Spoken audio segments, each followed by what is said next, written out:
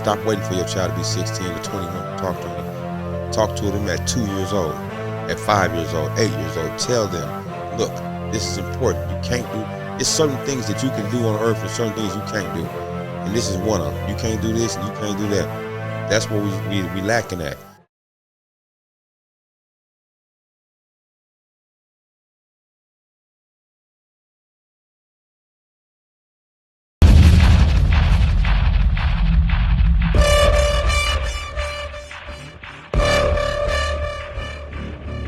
Welcome to the podcast from Doug Ground Up Productions with hosts Lady Miz and Ray.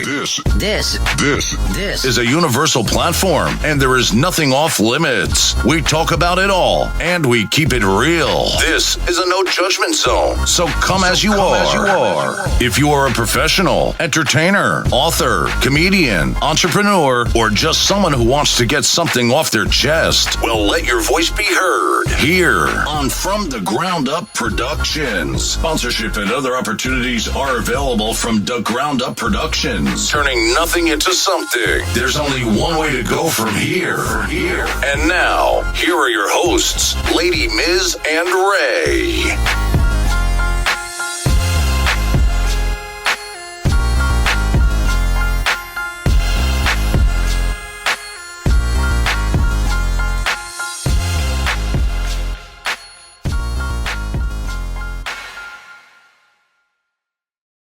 What's good, people? You know what it is. This is Lady Miz from the Ground Up Productions, and there's only one way to go from here. Listen, I'm excited because I got the Big Homie Madman, a.k.a. Boucher, in the building, all the way from the West Coast. My brother, my homie, what's good?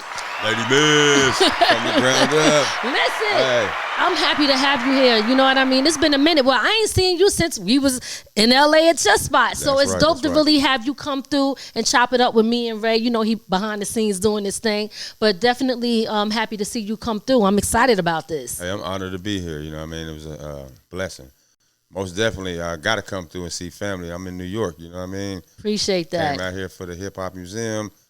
But before the Hip Hop Museum, I've been rocking with From the Ground Up.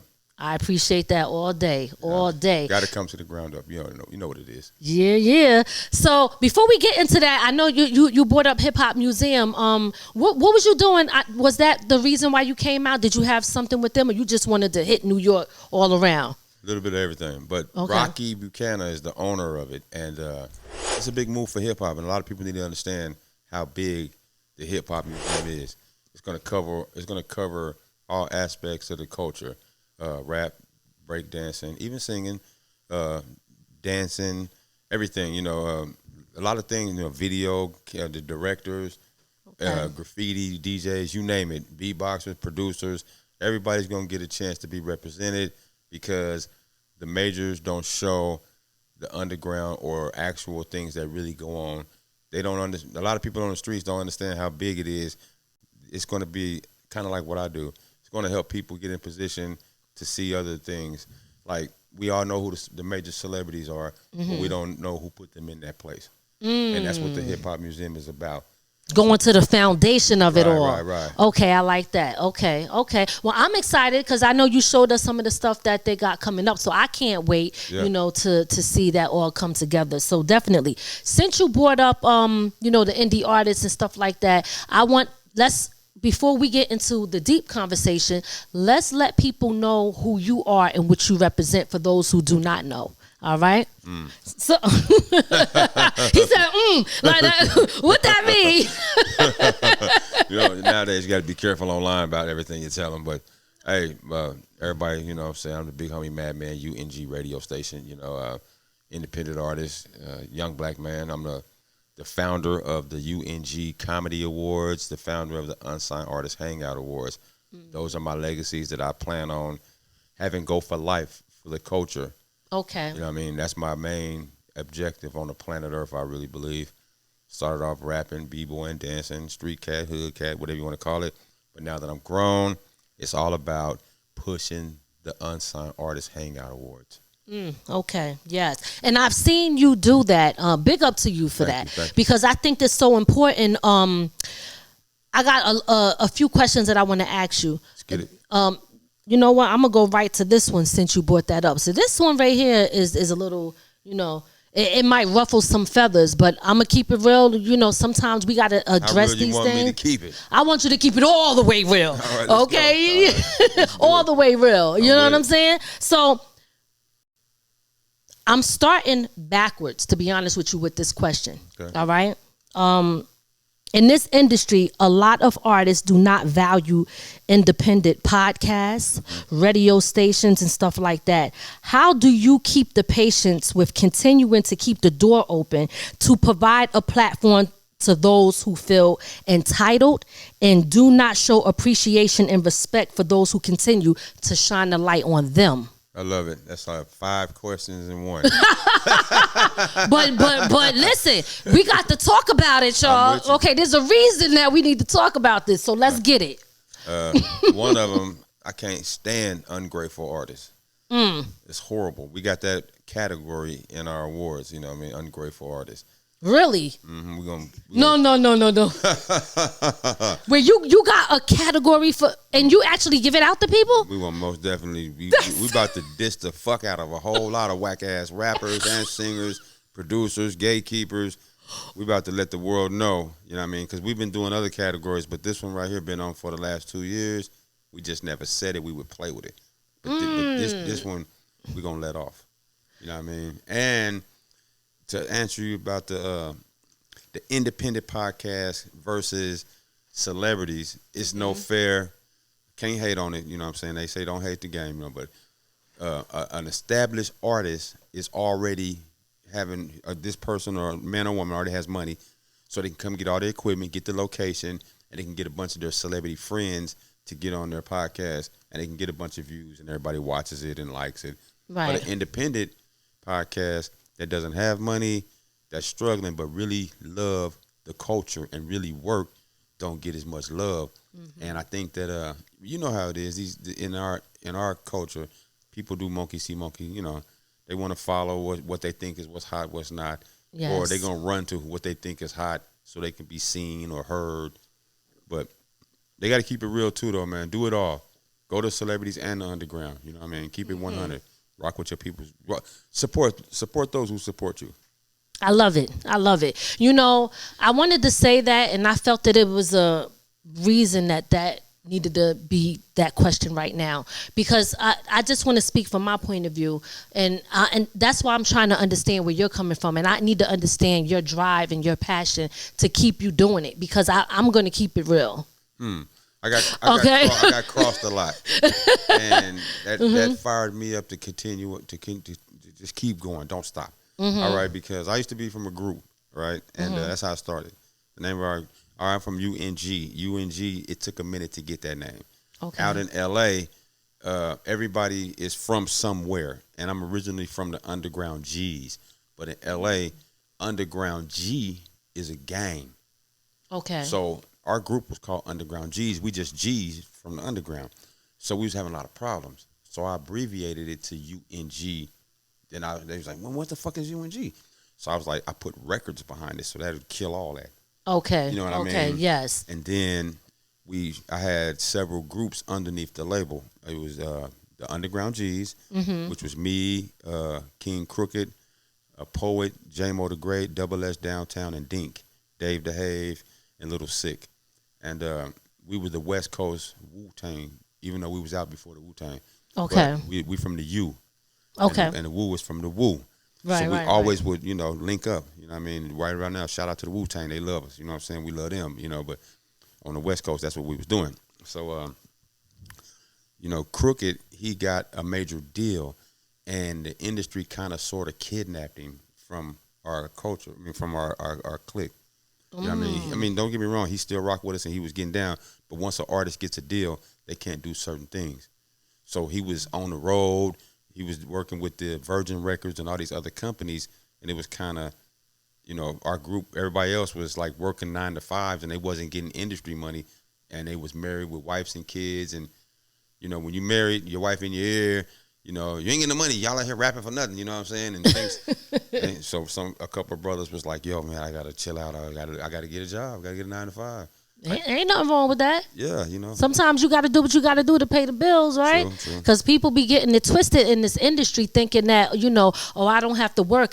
I know of a lot of industry rappers who might have been A-list that moved to maybe B or C list that will not get a job because they feel they have to uphold an image for the people in the community, and I think that holds people back from feeding their family, and it's a mindset that we have to change. Right. You understand? Because you got to do what you got to do to make sure you're good and feeding your family, not worrying about what people got to say about you and the judgment that comes behind it. So the young rappers are teaching. I ain't gonna say that, but they've been doing it forever. But right now, really strong. A lot of people are shooting a picture out there in the world that you have to have 100,000 in order to be lit, or you got to have the big house, the big car, the big chain. If you ain't got this, then you ain't nothing. So that means a lot of these kids who are looking at them are not going to try to get a job to keep going. You know what I mean? They're going to try to do something else, mess around and get in trouble. You know. But on the real, like you said, to everybody out there, get a job or figure out some kind of way to get money, work for yourself. Because once you get, the average artist only get a couple runs, might have 1 or 2 albums. After that, you're going to have to figure something out anyway. You might not even survive off that money no more. You know what I mean? Better let them know. It's the truth. It's real shit. And to piggyback off of what you just said, right? Check this out. How can I say it? So these artists, like you said, they might not really get, I don't want to say get. Let me bring it back. Some of them are living in a fantasy world. Right. And that is what is causing people to do things out of character that puts them in certain predicaments. You understand what I'm saying? And I'm saying this because our culture, we have to change a lot because we're losing too many people. They after our kids. You understand what I'm saying? And if we don't change the mindset of what and I gotta say this, y'all ain't gonna like it. I say it all the time. If we don't change the mindset that our generation glorified, we gonna be in some serious trouble. Amen. We have to shift. We have to shift because they said that the black wealth is going to be 0 by 2050. I've seen it. You've seen that, right? Yeah. Okay, so I'm just saying, you know what I mean? Right. That I think about things like this a lot, you know, and I know you have a lot of these conversations on your radio station where y'all talk about deep stuff like this, and this is why I wanted to speak with you about this, because think about it. How are we going to overcome that? Well, what I notice about America, it seems like a person, I can give an example, like a Too Short or a Master P or a Tyler Perry, right? They do very good by selling out the trunk. Then America has an agenda for only letting us go so far. They'll stop your progress by hiring you to come and sign with the label. So like a Master P, selling CDs out the trunk, made $1 million+ right? He could have kept going, but then they said, hey, come over here and come get this deal. We already got these buildings you can perform in. We got these record stores. We can put your album in. You don't have to stand out there anymore. Your team doesn't have to hustle. We'll do it for you. And that's what a lot of artists are doing. They're in it for the deal. So they kidnap us and have us sit back while they go to work. But the whole time they intercepting masters, and it's just a bunch of games. You know what I'm saying? But if you can be grounded and understand what you're in the game for, I think you could really be successful because you've been taught. A lot of these artists haven't been taught, like you said. It's a blessing and a curse at the same time. Yes. When these artists are seeing these guys on TV with these Bentleys and these houses and all this money and stuff, the blessing part of that is that they're able to see it and they drive is to try to go get it. Yep. That's the blessing. The curse is they haven't been taught to understand it's a process. You just ain't going to get this overnight. And if you can't get it, you don't worry about your little homies on the block or your family or friends that's saying, oh man, I seen MC Woo Woo pull up in the UPS van or whatever, right? UPS van is good money. Guess what that means? You got money that you making to pay your rent, lights, gas, and water and feed your family. You're not asking nobody to borrow $10 because I got to get diapers for a little, woo, woo, woo. So you being your own man, own woman, get it. And right about now, it's a bunch of rappers that do Uber. They do Uber Eats and rap on the stage at nighttime. Listen, I know people that do that from New York to Atlanta. Like That's people, right.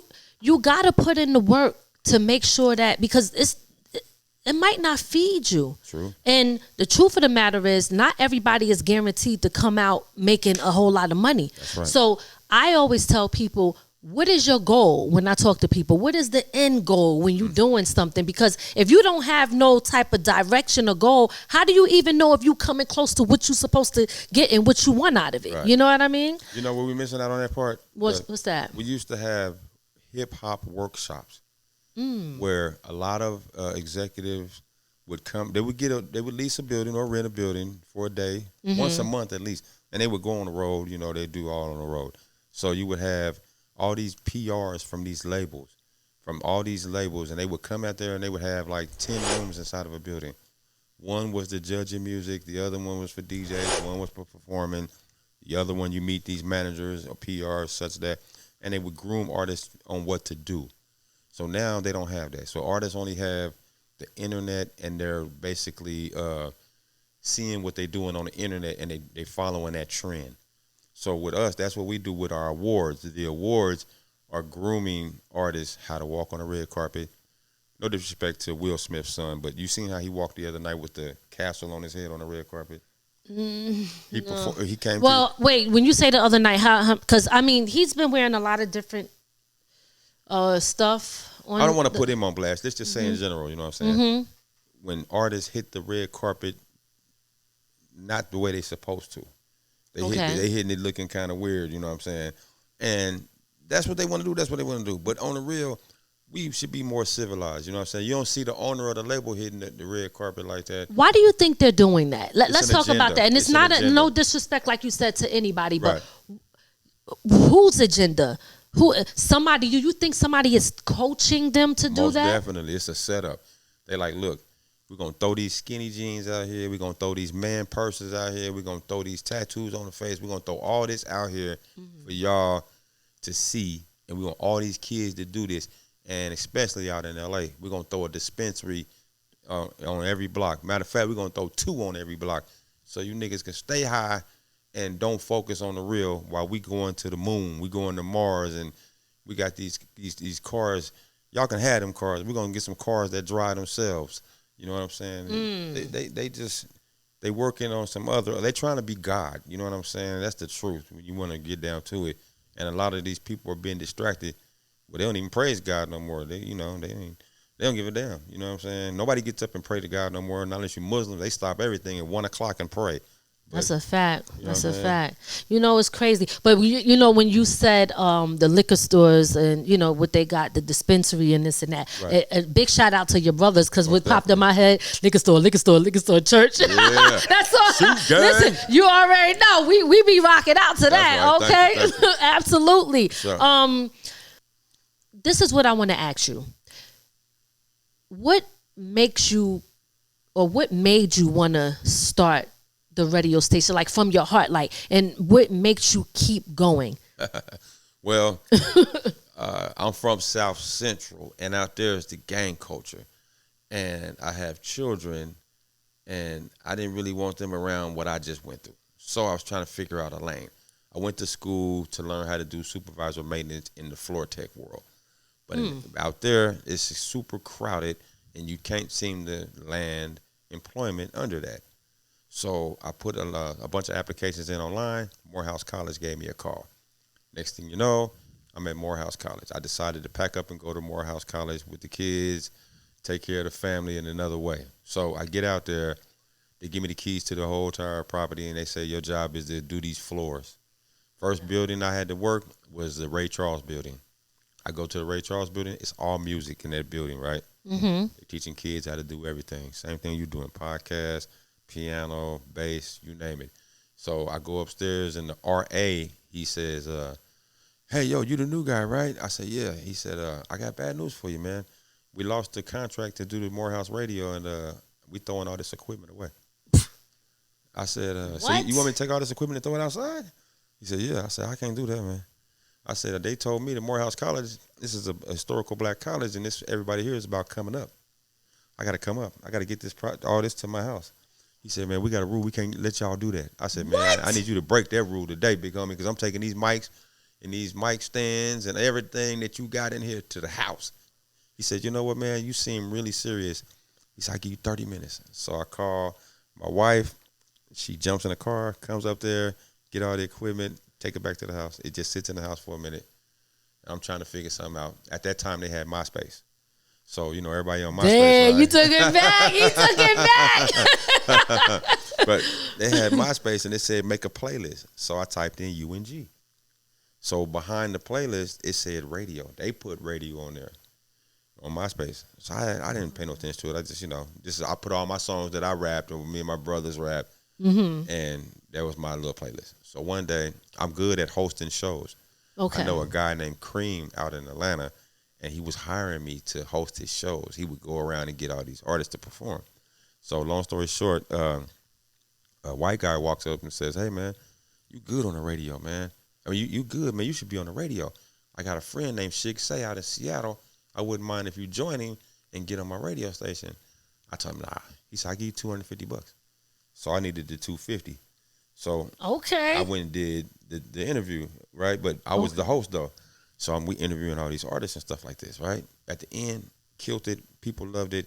He was like, yo, you the bomb. He said, I'm going to show you how to open your phone radio. So I went back to the house, seen UNG Radio on the laptop from the MySpace. I said, wait a minute, man, let me set this equipment up. Because I was going to set the equipment up to do like studio. I said, let me set this up. So I moved everything out the front room and set up. I said, I'm going to try to do radio.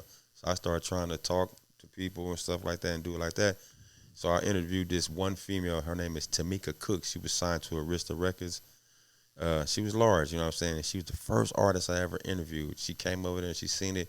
She gave me props, and then she donated. She said, I want you to go do this, and I want you to do that so your radio could be better. So nice. Bing, it hit me in the brain. That was it.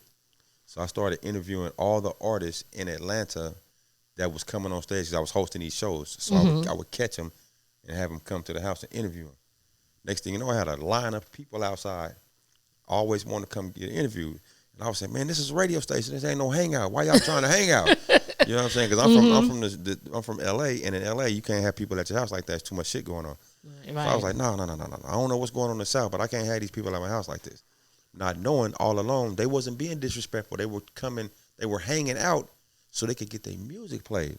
And they were comfortable. I was making them feel great, and they loved it. They embraced me. So I said, yo, this show is called the Unsigned Artist Hangout, right? Right. So I met a guy named Michael Myers.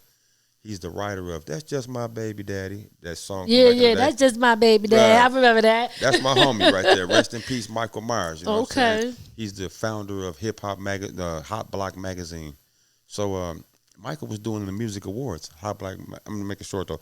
He was doing the Hot Block Magazine Music Awards. Okay. And he would go around town and get a bunch of people in this magazine. And he was showing me Atlanta. So I worked with him, did the best I could, did my radio.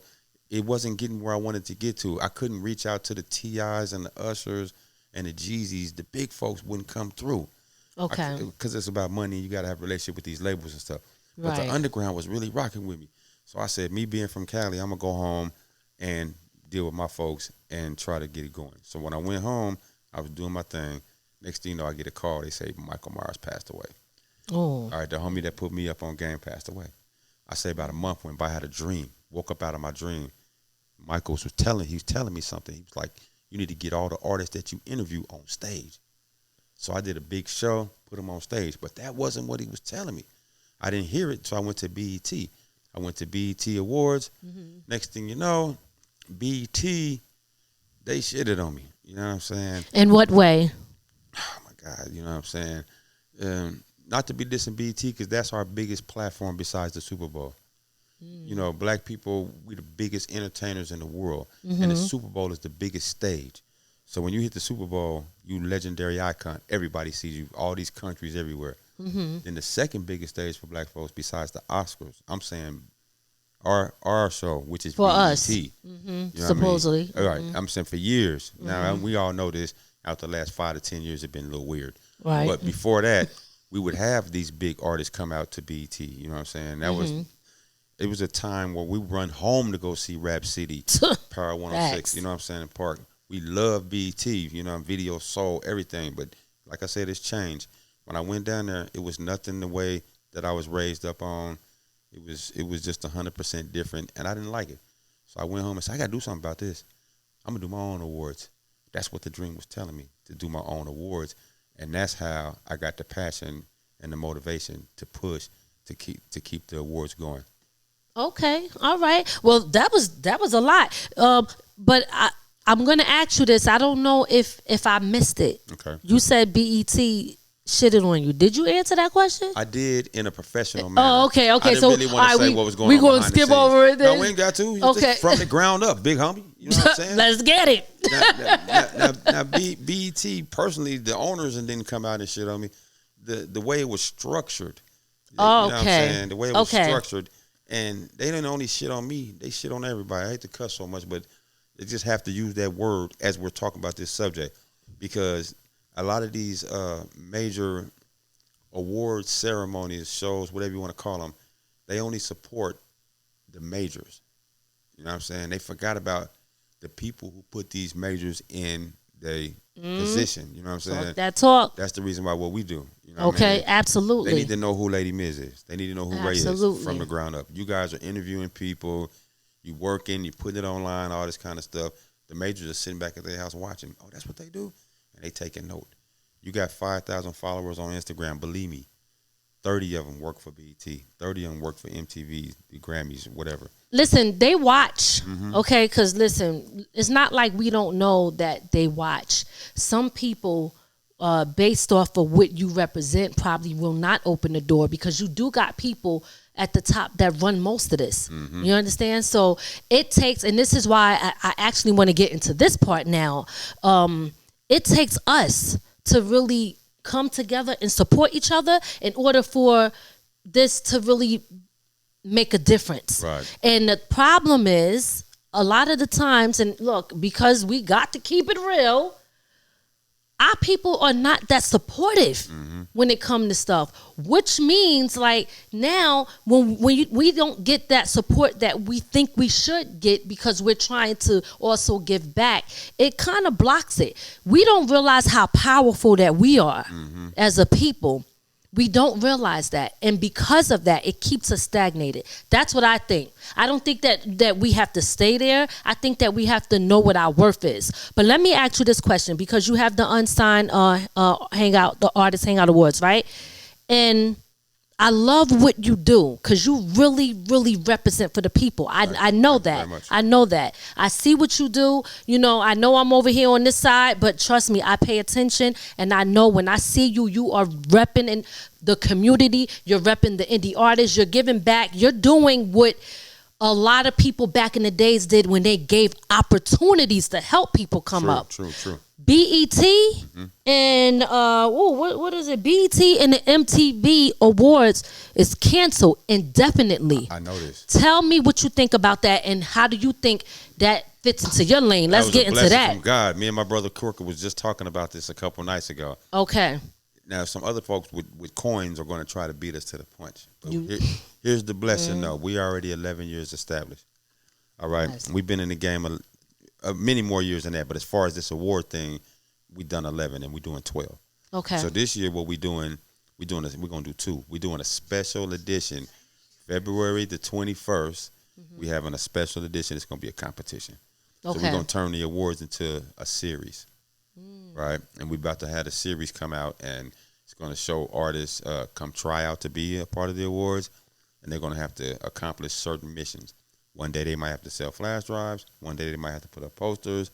Next day they might have to perform in front of some celebrities, things of that nature, so they can know what it takes to become an elite MC, and this will help build up what they got going to the awards. When the awards come, we're going to get a bigger response and more play, and hopefully the majors and a lot of fans will tune in a little stronger because they're used to. They made it a tradition in Los Angeles once a year, the BET Awards, and then once a year in Atlanta or Miami, the BET Hip Hop Awards. Okay. I don't want to be picking on BET. That's our main platform. Now, I'm not exactly sure what's going on with Essence or Soul Train, but I know it's an umbrella. Everybody's kind of struggling. You know what I'm saying? Because we can't compete with the Oscars or the Grammys or whatever you want to call it, because these guys been doing it 75 to 100 years, plus the gatekeepers, and they got money. But like you said, we need to support ourselves. A lot of people don't want to support because they're nervous. They don't want to come out. Yeah, sure, go ahead. I'm gonna say this, right? Because we all, I'm not gonna even act like BET has been through the culture for a long time, right? So a lot of money hasn't been going to anything that supports hip hop in general. True. You know. Nothing. They ain't did nothing. Not that I know of. If they did it on the low and they ain't say nothing. But as far as letting the world know, I don't really see no results out of that. Because what you see, the commercials, when you see the commercials that BET use, right? They use hip hop to bring people to their commercials. True. There you go. When it comes to supporting it and saying, "Hey, we see you," right? BET hasn't done it in a long time. That's true. Well, I don't want to get religious on y'all, but God has plans too. And one of his major things that everybody's affected on the planet Earth is that everything has an expiration date. You know what I mean? The milk gets expired, even marriages expire. Then one day everybody gonna pass away. So everything has an expiration date. Maybe we all know Viacom was owned by others and it wasn't us, right? And they might have had it was just over with, but it was a run for BET. How long was they alive? 25, 30 years? Something like that. So they had a run. But this whole time, why I thought it was 40. Might have been 40. I thought it was 40 years. Remember they had that big thing, but don't quote me on it because my memory be messed up sometime. But I thought I could have sworn it was 40. Maybe I'm wrong. Well, you know what I'm saying? On that, let's take the good out of it. Okay. They did great. A lot of black people ate from performing, for working at the BET Awards, and just regular at BET. A lot of people became successful. If you go back and watch on YouTube some of the Rap City series or whatever, you'll see a Queen Latifah. She didn't have much of nothing. She was a artist that was trying to be accepted in the rap game. She was out here on the East dealing with a lot of brothers, and she was a sister going up against everybody. She's the only female on the planet Earth, in my eyes, as a black person, that's called Queen. Queen Latifah. That's big. You know what I'm saying? So shout out to Queen Latifah. Yes. You know what I'm saying? That's a big thing. But now who is Queen Latifah? The person that put out Naughty by Nature. The person that's doing movies. The person that's behind the scene funding money for movies and shows and other artists and things like that. And she built a low income housing out there in Newark as well too for the people. So that's what I'm saying. Yeah, she's definitely doing a lot. That's a complete artist / MC. Yes, you know, yes. she's entrepreneur. That's right. You know what I mean? Yes. I love that. What's up, y'all? It's Ray, and November is Men's Health Awareness Month. Fellas, let's be real. We don't talk enough about our health. Too many of us hold it in thinking that's what makes us strong. But strength is checking in, it's getting that doctor visit, it's talking when life gets heavy. Your body, your mind, that's your foundation. Take care of it, protect it. Because here from the ground up, we believe we build better men when we start with our health. Why do you think it got canceled? Before you answer that, I'm going to tell you that I know so many people that are so dissatisfied in what BET has become and how they represent it, how they represent us, how they represent the culture, okay? I want to know from you in your own words, why do you think it was canceled, and do you really feel like I know that you kind of answered, but I'm asking this for a reason because I'm trying to see like how you feel about a certain thing when it comes to this BET Awards. So what do you think, the reason that they canceled it? What do you think about that? Like the artists and what they represented. I wish I could answer that in a different level if I knew what was going on behind the scenes. But on the G tip, they might have had they run. Expiration. It's a run. It's a wrap. So that's what you. I know because you said that, right. but that's just what you think. Kind of answered it. Yeah. Okay. I think they run was up. You know what I mean? They ran out of gas. But at the same time, the lesson for the black folks, our culture, even I ain't just talking about black Americans that was kidnapped from Africa, all color, the Caribbeans, the Cubans, the Jamaicans, the Trinidad. We all brothers and sisters. All of us as color folks. All right. Now, The reason why guys put that down because a lot of the episodes at BET right now, they're against what we doing. BET run came to an expiration. It had an expiration date. Now, like I said, the blessing is that a lot of people benefited off that. A lot of people got money, opened up their own companies, gave back, did a lot. And then after the last several years, BET have been having a lot of negative images, shows, and stuff like that. That's trying to trick the world that this is what the culture is like. Right. You know what I'm saying? And God made man and woman to produce, to keep going, not other and other. That's, they trying to make it seem like that's the only way to live. Now, if that's what people want to do, cool. But in my brain, some of that is sick. You know what I mean? You're going to have these two right here like this, and they're raising a child. That child might grow up to be like that, or you could be touching them. But you guys are registering these pedophiles. Y'all need to register them folks too. I'm glad you brought that up. Let me ask you this. Snoop Dogg is in some stuff right now. A lot of people are coming at Snoop because he took and don't quote me on this. If I don't know if it was his granddaughter or grandson to the movies to see a cartoon, and in the cartoon there were two women who had a baby. Whoa. And his granddaughter or grandson said, like, Pop, how is this possible? How can two women have a baby? So Snoop basically was telling him, like, or her, just watch the movie, but he addressed it in telling people, leave this out of the children's stuff. Amen. This should not be exposed to the children. But he's under hot water, and they are coming at him like crazy. I don't know if you've seen this on social media. Okay, so when you say what you said just now, what is your take on that? They're going to hate that I said it. You know what I mean? Because, that community is tough. Oh, he said that? Then we go make a call, But, hey, look, you know what I'm saying? I'm a man of God. You ain't stopping nothing. We got things to do. And he has a mission that he wants to get out there to the people. So he going to protect me, you, and his other children for us to continue doing what we do.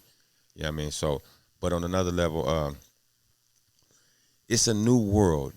You can date, you can meet a woman, highly attractive, get her number, talk to her, damn near go out with her, and come to find out she was born a man. All right? This is the new agenda where they're tricking folks. And that goes vice versa. Right. And it's spooky. So it's okay to have one woman, fellas. You want to be a player, go ahead. But it's cool to have one woman so you ain't got to deal with all that crazy shit. And ladies, it's okay to have one man. You know what I mean? But in the industry, that they're throwing so many things out there. That's the reason why some of our brothers are in trouble or in jail right now behind these parties and all this crazy stuff because we were distracted and we never got instructions. When I was being raised, on my way to the liquor store to go get my blunt, when I got to the corner, the Nation of Islam was there saying, "Don't get the blunt, your brother buy a bean pie. Take the final call." Then when I got to the liquor store, the Christians was on the corner trying to give me some papers, or the Jehovah's Witnesses was knocking at my door, or grandma pulling me by the ear to get me in church. So none of that is at play right now. You very rarely see the Nation on the corner getting their hustle on. You don't see too much of nothing no more. So all they seeing is YouTube videos turning up. Woo. You know what I mean? I sure do. Sure do. Hey, it's your girl, Lady Miz, and this is from the Ground Up Productions. We're not just a show, we're a movement.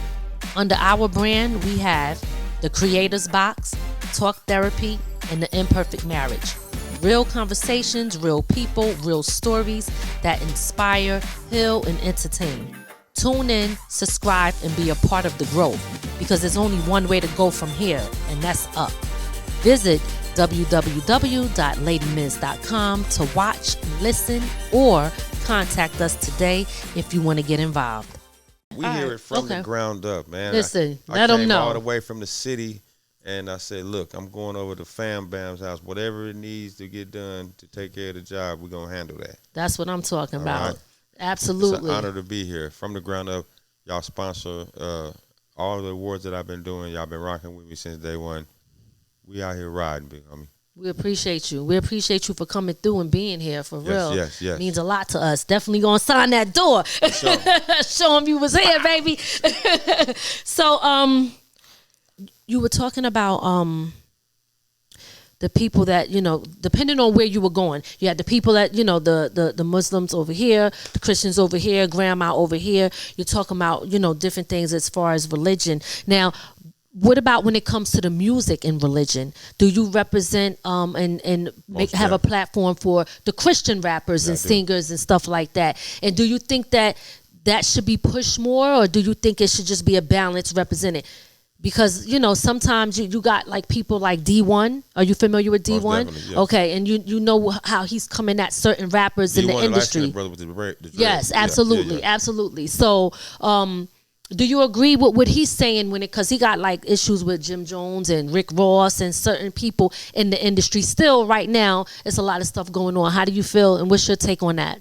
Well, with him, he's very passionate. He's like a 50 Cent. Him and 50, they very passionate. Okay. 50 keeps his hand in the game, and he's very passionate about it. And that's what little homie's talking to. He's very passionate. We need that. You know what I mean? We don't want everybody to turn up. We need some controversy because they got it to the point now. If I get on the mic, if me and you do a song today, and we talk about some real life shit, oh man, we can't play that. Versus Ray and Miss Very Sexy Lady make a song talk about turning up, they might get more play. Right. But because it's an agenda. Okay. Right? Like I said, out in L.A., they doing their best to distract us. They don't want us to build the hip-hop community or community, period, on positivity. They want to continue to separate the black and the brown and bury the true word. They don't want us to know that they were Afro-Mexicans, Afro-Jamaicans, or whatever. Yes. They don't want the truth, not one bit. No. We taking black history off the map. We've taken black history out of school. We don't want y'all to know nothing about no hieroglyphics or no pyramids. Mm-hmm. None of that. We want y'all to know that Lil Nas X is a top seller, dressed like him. You know what I'm saying? Did you see Lil Nas X recently walking through the streets out there in his underwear? It is sad to see that. You know what I mean? All right, I'm just going to say it. What is happening to our black men? I say it every day to myself. Shit. Look, you know what I mean? They've been distracted, and a lot of the OGs are not stepping up, saying nothing because, we've seen. Okay, remember when Kanye West went on to Noriega's show and he talked about a lot of issues about certain people, and they froze his money. Yes. All right, so that puzzled me. I said to myself, yo, hold on. You trying to tell me, now I know when football players win the Heisman Trophy and they do something wrong, they come and take the trophy. So I'm like, okay, so you trying to tell me it's like a house or a car. We can buy the house, but if we don't, or we can buy a car, if we don't keep insurance on it, they can take it from us. Right. So they're telling us the same thing in music or with your money in the bank. Mm-hmm. Oh, yeah, you work for that money and everything, but it's in our bank. Because once you get a certain amount of money, you got to have your money in the bank. You just can't have $500 million laying around your house. That's a fact. So they be like, nah, we put this on pause. Your stuff is on freeze. Mm-hmm. Now, the man didn't commit a crime. He didn't pull a gun on nobody, rape nobody, hit nobody. He didn't do nothing wrong. He just spoke his opinion. And next thing you know, his money is on freeze. Okay, I'm listening. He spoke his opinion on their platform. We don't own the platform that they're using to put that out. Mm-hmm. This is why it's important for us to create ownership.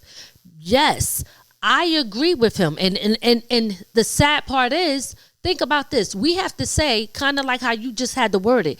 He said this about a certain, you can't even say them people, but they could call us niggas, and it's okay. You understand? Matter of fact, you know the rapper Bizzle? Mm-hmm. Do you know what's? I don't know him personally, but I know. Okay, so I'm going to when we done with this interview, he kind of really addresses that. I mean, he's on key with it. I don't know if it's Poppin' or the other one. What's the other one? Excuse me. I can't think of the name. But anyway, I'm going to play that. But I like what you're saying, because at the end of the day, when you look at like what they did to him, they showing the world that no matter how much money you get, we're in the position to take everything from you. How the hell do we get out of being in that predicament where we are still slaves to these people? Well, one is that we distracted. Mm-hmm. Like I was saying earlier, we're not focusing on ourselves right now. We're focusing on everything else but ourselves. A lot of people are under pressure, and that pressure is serious. When that pressure is applied, some people don't know how to react. You got to get up early in the morning. You got to get to work at a certain time. If you don't get there, you get fired. You know what I'm saying? Mm-hmm. Something like that, And they're not focusing on the kids too much. So the school and the internet is raising the kids. So when a person gets off work, they're extremely tired. They come home. Mama really not cooking. They might throw something in the microwave or something, or the kid has to cook for themselves, or it's just all out of whack. We don't have these powerful television shows like we had back in the day. Yes. None of the powerful movies that actually help. No good music, no OJs, none of that. Nothing about love. Right, nothing about nothing. It's just pure, and that's the reason why we're in trouble right now. So that might be why the black woman is upset. And only that, America is telling the black woman to be mad at the black man. All right? And like I want to let people know, ladies, like I said, y'all need to understand that the black man is the most wanted man in the world. You know what I'm saying? They want to be like us. They want to kill us. They want to lock us up. They want to do everything that we do and take it from us.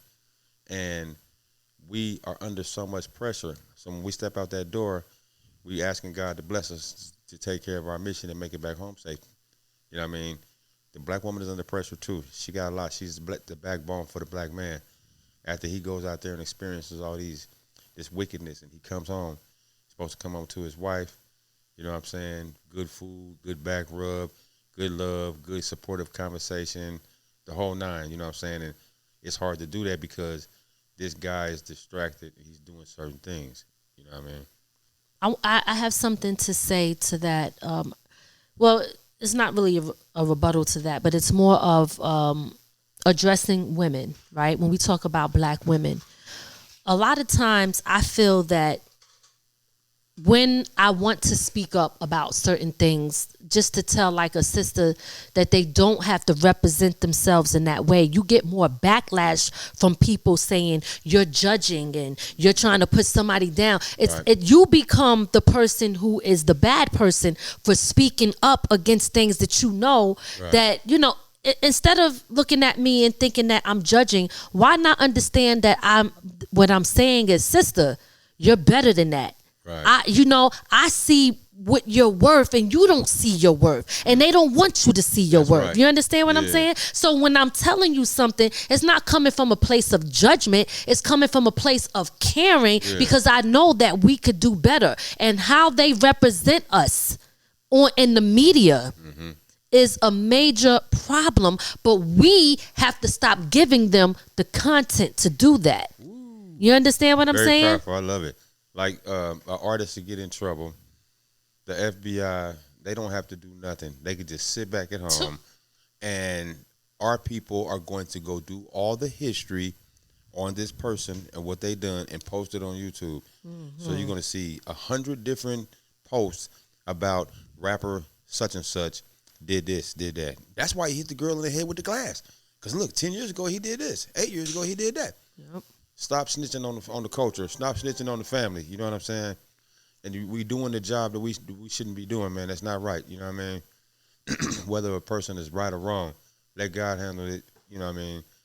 Or at the same time, now it's some things that's off the chain. You don't want no crazy cat doing something bad to your child. You know what I'm saying? But exactly. I agree with that. But I'm saying overall, though, we doing a little bit too much talking.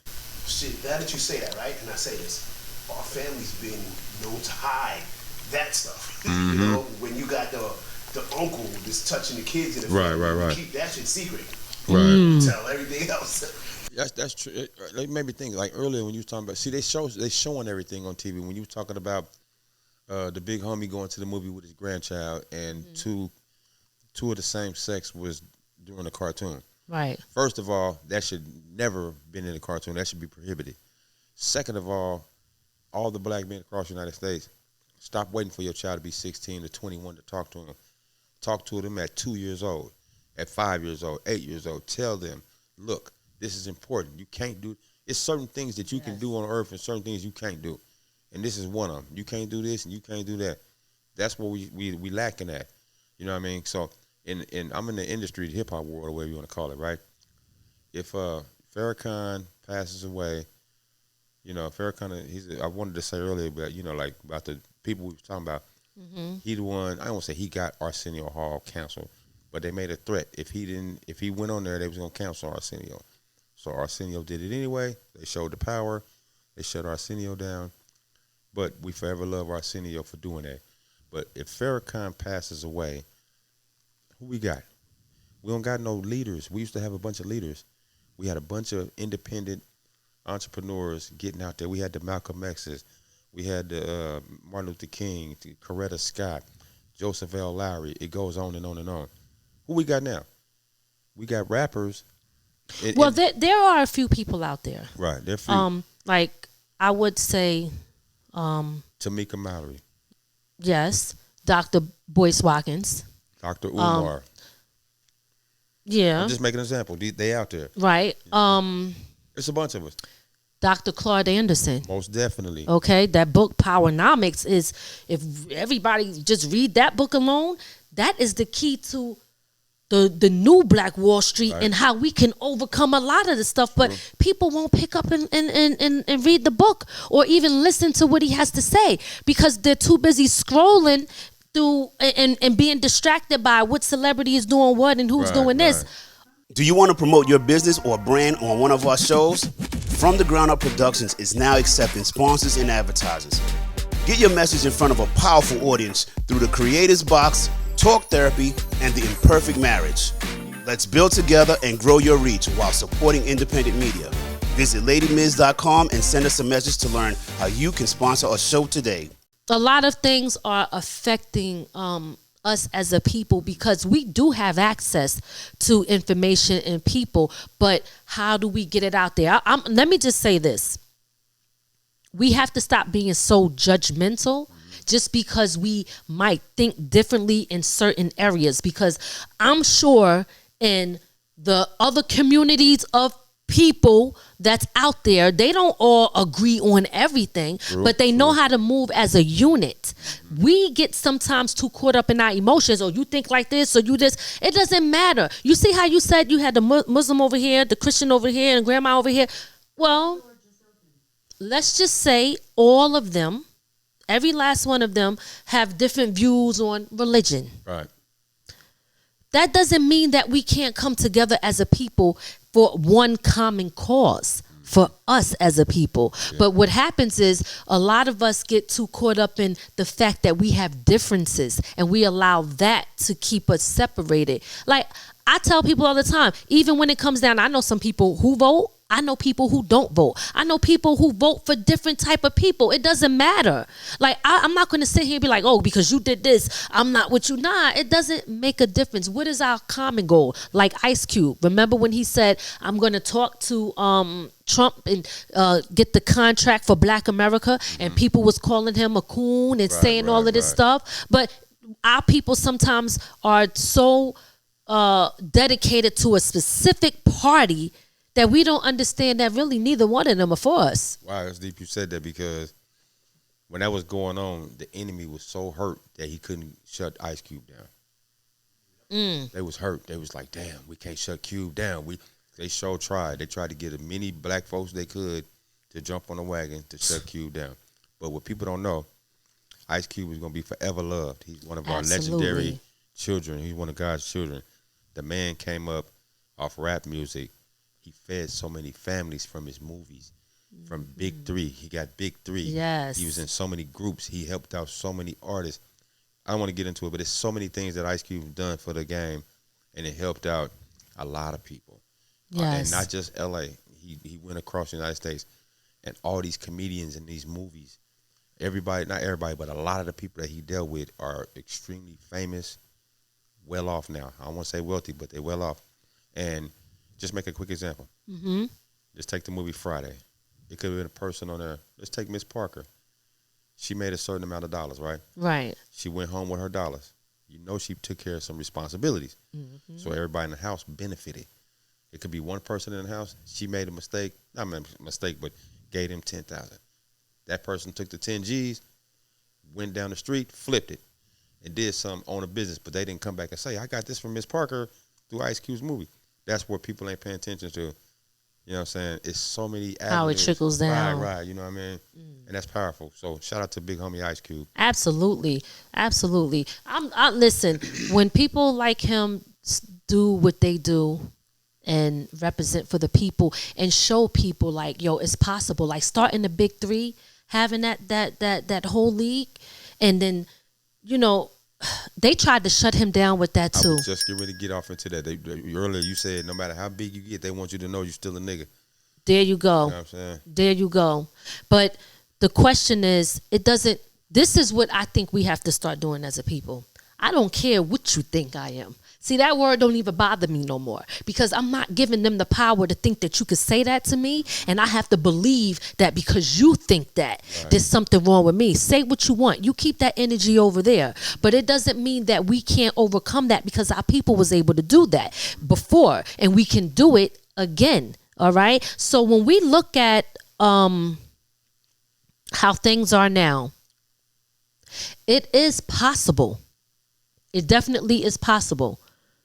But question to you is, do you think we're ready? Most definitely. A high percentage of our race is ready. You know what I mean? But a lot of us don't grow up until we turn 30, 40, 50. All right? In teens and 20s, we still trying to discover who we are. And that's where we slipping at, so we won't be ready. Because it's been times that I've been to church or to the mosque and a 5-year-old or a 10-year-old was in front of the whole audience talking real. But they got distracted once they became a teenager because they started liking girls or boys. Basketball, football, kind of goes back earlier in the conversation when I said like a masterpiece selling CDs out of the trunk, doing great in the industry, seen it, they want a piece of it, they'll stop you. Like a dude selling weed, like a Rick Ross. You know, he's hustling, he's making all this money, they can't get their hands on it, so they stop it, throw him in jail, take the money away. They're good at intercepting what we do. But like I said earlier too, the blessing out of the BET Awards getting shut down, because it's negative and blessing.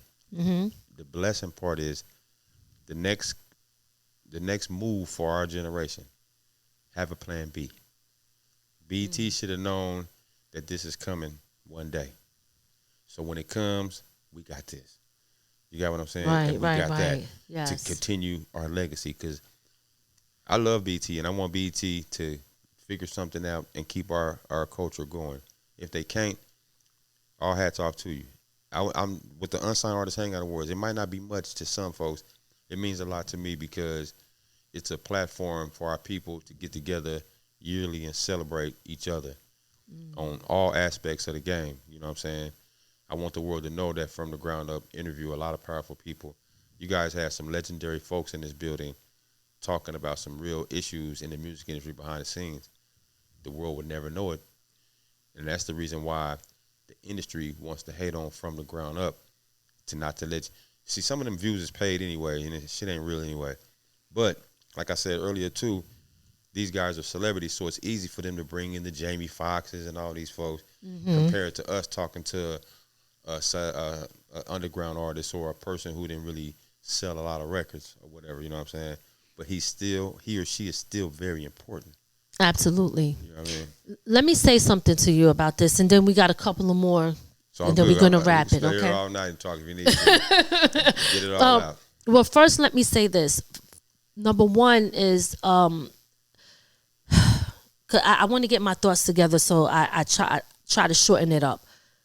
What we see is not what it really is. It's kind of like AI, right? Okay. This whole thing is not really what it really is. It's made to distract you, make you feel less than, make you feel frustrated so that you can quit and give up. Mm-hmm. And the reason that I'm saying that is because the numbers that people see are not real. Sure. I myself have seen, let's say you post something and I click on it.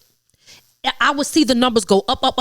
Like, let's say it'll go to 300 and then it'll drop down to 10. Right. Okay. I don't know if you ever seen that or that happened to you. And it's showing me clearly that you are getting way more views than you think you are, but they're playing with the numbers. So if they can make you look like you're not as big, so that people with the mindset that is only stuck on numbers can say, well, you're not that big, and treat you a certain way. Right. They know what they're doing. This whole thing is a plan. That's true. You understand? So this is why I go back to telling people, stop looking at that. Right.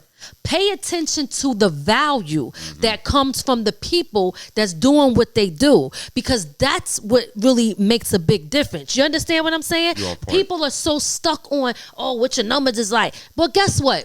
They buy numbers, okay? Stop looking at numbers. People already quoted, oh, you worried about the numbers? Let me go buy a bunch of fake bots, fake comments, fake likes to make myself look a certain type of way. That's why for us, what we stand for and what we represent, we don't care nothing about that. True. That's not what's important to us. What's important is our people, our community, what we stand for, and what our mission is. So that number thing, we don't even care about that, because we already know what time it is when it comes to that. So them numbers ain't even really real like they say, it ain't. Let me add to that. Sure, go ahead. All right, so this is my perspective on that right there. These platforms, they'll give you a door to open. The TikToks, the Instagrams, they give you an account. Yes. But they're not going to promote you, because people do need to understand it is a business. Yes. So I'll give you an apartment to stay in, but you got to pay the rent. And if you pay the rent, then I can send the maintenance man over there to do the floor or the sink if it breaks down. So that's how they're looking at it. That's how they plan it. Right. So I say, us as a people, let's get the numbers out of the brain, y'all. I'd rather have $1 million than 1 million views. All right? And on some real shit, I say, if you're going to pay, you have to pay to promote. Right, you do. To advertise. Absolutely. So go to YouTube and pay to advertise. Don't pay for views and likes. Pay for advertising. So when everybody goes on their YouTube, they'll see from the ground up. You know what I'm saying? And that way, it'll carry itself. And then we'll win. Then on another level, how we can shut down a bunch of these BSs is stop spending with them. Stop, patronizing everything that they got. You know what I mean? And that they always say, if you want to hurt the others, you can go in their pocket. And that's when their eyebrows will start getting raised. Yes. You know what I mean? Kind of like the civil rights. When they didn't catch the bus and they walked for a whole year, they laughed at first. Then after a little bit of time, they said, hold on. We got a system where we raising a certain amount of dollars every day off this bus. And it's been a whole year, and we missing out on this bag. We got to figure something out to get this back going. You know what I'm saying?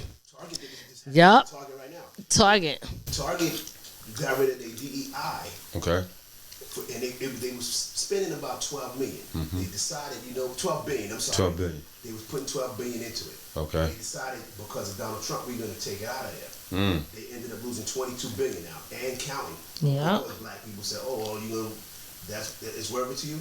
So now they're trying to refigure that out because they lost more than they were putting in. That's a deep one right there, because there's a lot of black folks who shop at Target. Then there's a lot of black folks who work at Target, and that goes on. It's so hard for us to do certain things because, in my book, when Martin Luther King Day come, I ain't going to work. That's all black folks should never work, but they got tricks. They got the basketball game on Martin Luther King Day, so the average basketball player is making a lot of money. He making $80,000 a game. F Martin Luther King. I'm getting his 80 G's. Not saying that to my big brother Martin Luther King. I'm just saying that's the mentality. I understand. You know what I'm saying? Right. Yeah. So and then all of other people saying, he on contract. If he don't do it, he get fired or get fined. Or I understand why he's not taking off because he makes 80 G's a game. Who gonna stop? Black History Month is very important, but who gonna stop doing what you do if you get 80 G's a game? You know what I mean? So it's the money. What it is, people don't have principles no more. You know what I'm saying? When I'm blessed. I got $8 million to my name, right? As long as I don't do nothing stupid, I should be able to keep it up. All I got to do is figure out these different doors to push for my peoples to keep going so the money keep going. So when they throw a deal at me like, hey, we want you to do this, man, we had a perfect idea. We used to have a magazine back in the day called Mad. I mean, we want you in there. We want you to get freckles on your face, man. We're going to give you $10 million. Nigga, please. You know what I'm saying? I don't need that $10 million. I'm already blessed. You got what I'm saying? Right. I don't need that. That's going kind of like the Mike Tyson fight last year when he fought the white dude. The exposition. Yeah. Man, come on now. Mike Tyson knocking motherfuckers out. Yeah, you know we know that was a money thing. You already know. Mike, don't be mad at me, Triple OG. Holla at me. I love Mike Tyson. I watched it and still was happy because I'm just a fan of Mike. Yeah. Now, on Mike's part, he thinking 20 mil. That's going to feed him and his family for life. Ain't no telling. I don't know Mike back. I don't know what's going on behind closed doors right now. And anytime a black man is have a window of opportunity to make $20 million, to get it. And, you know, that's what they're doing right here. Everything is an agenda. Well, let me say this. Because you mentioned something, just to pedal back a little bit about the money and what we don't have. And I want to say that I believe we do have it as a people. And let me tell you why I say that. Because all these businesses and these other groups of people always set up shop in our neighborhoods, right? True. They get wealthy off of us. So that's because we are spending our money with them and they're not bringing it back into the neighborhoods. So guess what? If we weren't spending our money is making them wealthy, which means that we could do that for ourselves. We're just giving it to them. True. So when we say we don't have it, people have to get out of that mindset and be careful what they say because we do have it. That's true. We have it. We have the money. We have the capital, and we can do it. Those are the things that Ray got something to say. Ray over there. No, go ahead. No. I'm gonna give you. I'm not bullshitting with you. I'm gonna tell you this. Last year, black wealth was 1.8 trillion. That's how much we put into the economy last year. So we do have it. We got That's it. right. And didn't you say something about? Because I don't know the numbers. You know the numbers. In the world in GDP. Wow. Okay. Say it louder. I want to make sure the mic pick it up. The GDP in the world is 14. GDP. Break that down for those who. Okay, we're going to have to look it up and put it on the screen. GDP is 14th in the world. Wow. Like America's is number one, and then we number 14 with money spent. We do make a lot and spend a lot, you know what I'm saying? Yes. That's a major problem for us, you know. It's part of our genes. We original people from Africa. Africa not the original name, but we're original people from the motherland. We built an enterprise and let them come over and take it. And same thing over here in America. When we were slaves, we created a bunch of things. They made up a rule that we couldn't be the founder of it because we were slaves. So the slave master patented our creation. You know what I'm saying? And that's where they capitalize at.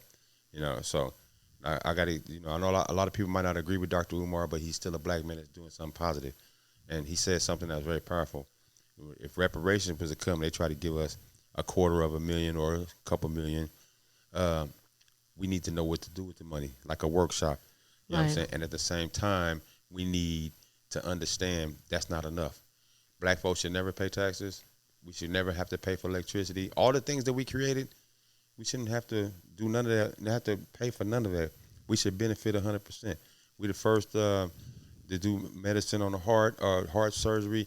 All these blessings that we created on the earth to help, we should benefit from it. I understand it's a little late in the game, but we still need to be compensated for our creative. They're allowing these little demon females to come up 30 years later and say, hey, he touched me wrong. And then they take a black king down behind an allegation from 30 years ago that he put a drug in my drink and did me like this. And this man is worth $80 million, and then they lock him up. You know what I'm saying? From an allegation from 30 years ago. We were just talking about that. It's real. Listen, it is, but they got an agenda. That's my thing for the night. They got an agenda. You know what I'm saying? But we have to overcome all of that and not allow their energy and their agenda to hold us back from anything, because we are. They know how powerful we are. They know that we're strong people. We influence people all over the world. Our culture. Okay, so because of that, and them knowing the type of influence that we do have, they have to try to break it down. And sometimes they got to send people in to start from the inside out, right? So at the end of the day, right? And we're gonna, and I'm only cutting it short because I know, it is a lot. But we're gonna have to do a take two, even if we come out there or we do it online. We're gonna have to do a take two because this is good conversation, and I love it. I love talking about stuff like this. I did want to briefly talk about before we end it the food, right? Okay. Because they are attacking us through media, through music, and also through the food, GMOs, pesticide, people buying up all the farmland so they could create certain things that they know that can attack a certain DNA gene, a group of people. They know what they're doing for population control and a whole lot of other things. What can you tell me that you know about what's going on in your area in LA when it comes to food, when it comes to growing food, stuff like that? Well, I know in the studio we always just talking about how they treat us in Los Angeles. If you grow any fruits, vegetables, or anything in your yard, they'll come and find you or make you take it down or whatever, things like that. Now, that's what population control / FOC, form of control. They want everybody to rely on the major grocery stores. All right? You can't grow tomatoes in this yard because this is just an example. You got tomatoes on your yard, and we can't get no money out of it. You got 500 people on your block. So we know all 500 people because they all got ID, credit cards, so they all got the scanners. Everything is in there, lasered up. So everything that we do, they have knowledge of it. As soon as they direct deposit your money, you got a direct deposit. They know you got it at Friday. You went, you got off work, you went to Burger King, you went to the gas station, you went to the bank, you paid your rent. This is an every week routine, and they know this. So they got their inventory at the grocery store. They know that they sell 3 tomatoes a week, right? Okay. So this woman is on the block growing tomatoes. Now we're only selling 1 because everybody's going to that lady right there. They don't have to leave the block. You know what I'm saying? They don't have to get no gas and put it in the car. That's a system. Right. I mean? The gas is a certain amount of money you put in the car, to get there. So all this powerful knowledge that we talking, there are a lot of black leaders / people of knowledge that have podcasts and records out there, but their job is to hide that from our people to make us think that it's only a certain amount of things going on, so we can't get the knowledge. And if you kicking this knowledge like a Brother Rizzo or something, they'll suspend your page. You know what I'm saying? Like a Charleston White, I know people don't agree with everything he say. He says a lot of great things. He does. You know what I mean? He does. He's been distracted too. You know what I'm saying? He's really a godly child. It'd be nice if he would hold back on certain things or watch himself when he does these shows. He studies the world really good, but if he was to actually study himself, you never know. A lot of people like that. There are leaders. This is what God wants people to know. You know what I'm saying? That's all. I heard that Charleston White was, and I might not have this 100% correct. I think he was into some type of politician, political stuff, and he was trying to really push things in a positive light, and people were not receptive to it. And he took another turn and kind of like, oh, they're not listening to this, so I'm going to say it this way, and that's going to grab the attention. Kind of like how some people on social media will post about a lot of different things that have nothing to do with their brand, like fights and this and that, because they know that that's what's going to get the attention. And then they throw in their promo there. So Charleston White, from what I heard, allegedly, that he was coming at it in a different way and then decided to change. So he do that, I think, to really catch the attention of people, and then he kind of slip in the message to make people think like, oh man, I don't like the way he's saying this about us or how he's saying this. But if you don't like it, what are you going to do to change it? That's what I think his motive is. It's to come in a different angle, even though sometimes it's hard to digest some of the things he say and how he put it out there. It will make you think like, damn. Plus, an artist like a person like him, he's read a lot. A lot of our people, if you read early in your younger years, like me, in my 20s, I read the Bible and the Quran, the Source, and the dictionary, but I was into smoking weed a lot at that time. I didn't get it. It didn't all program a lot. Okay. I might have read it, but it didn't all program. So if I took out the time right now to read all of that, it's going to program different. Yes. Because now I'm on the adult level. You know what I'm saying? And I think that's what's wrong, man. We got to start talking to our generation, man. So like tonight, when you guys edit this, you know, do several shorts on YouTube. Oh no, we are. I know you do, but I'm saying that's a jewel for all conscious podcasts. You know what I mean? I don't understand you let the whole episode go and people watch it. But if this guy or young lady says something that's extremely powerful, that 13-second clip needs to be thrown on a reel, because our attention span is really short. All because Dr. Dre or Chuck D isn't sitting right here, people might not want to watch it all the way. They might watch the first 10 minutes and cut it off. Only the real soldiers is going to watch it from top to bottom.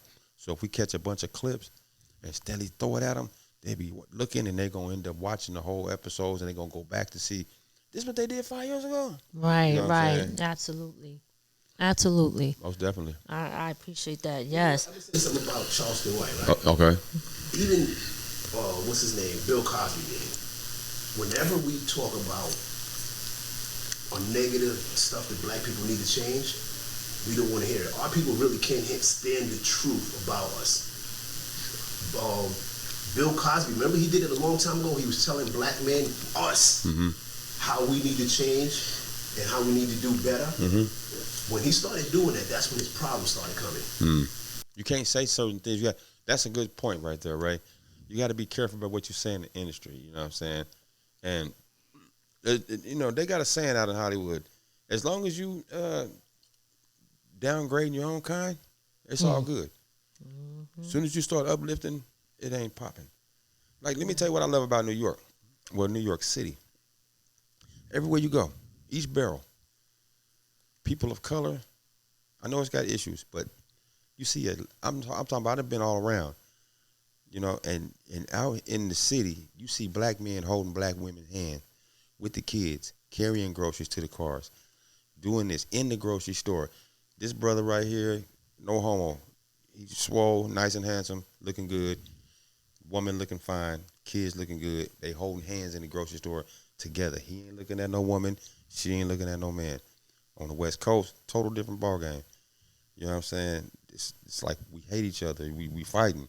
A lot of cities, you know, not really paying attention. But so the people that don't know that part, in Harlem, Brooklyn, you know what I'm saying, in the Bronx, it's black love. And that's not just the black person that was come from Africa. I'm talking about the Caribbeans, all the people of color are showing love. Are you saying that this is what you witnessed being here? Yeah, this time around. This time around. Yeah. Okay, so you've seen that, and you're saying that you don't really see that as much on the West? All across the world, actually. You know, like it goes back earlier when you were saying, you know, dating outside the race and why the black man hate the black woman, why the black woman hate the black man.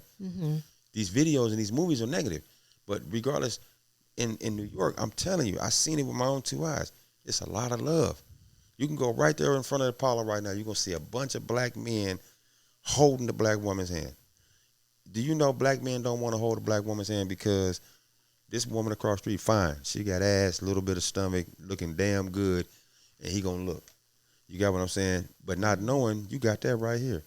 You got what I'm saying? You need to talk to your woman. I like this, and I like that, and I like that. She might talk shit, say I don't like it, you know. But this is what I like. You want me to be 100% faithful and be with you? This is what the hell I like. Can you please do this for me and I'll be faithful with you? I kind of see that. You know what I'm saying? Right. And they working it. You got what I'm saying? And it's going to help us. Now, those kids that's benefiting from having a mom and a daddy in the house out here, they're going to grow up and be our leaders. But them ones in the South and in the West and the Midwest that's on that Crippin' blood and, you know, tattoos on the face, no disrespect to everybody doing all this new world stuff, but just do it as a limit. You ain't going to really be happy with yourself when you see yourself at 60. When you 50, 60, 70, you're going to be hurting. You're going to be like, damn, I did this and I did that. I hate I did this. Trust me, I did it. You know what I'm saying? It's true. It's real shit. You know what I'm saying? It's certain shows that we do when we interview or have conversations. I wish I said, because I got a friend, Sharice Jones. She's the manager for the group, legendary group Climax. And, you know, I have industry friends. And she talks, she says, I need you to do me a favor. I'll be like, what's up? Can you not talk about BET, please? Don't go on there and talk about that because that's going to hinder your career. The gatekeepers, the people going to hear you. Don't say nothing about YouTube. Don't diss these people. Just keep doing you. silencing you and taking your voice. I like that. I didn't think about that. But you're right. At the same time, it's a blessing and a curse. She right and wrong. So I tell her it's a time to do it and it's a time not to do it. Mm-hmm. You know what I mean?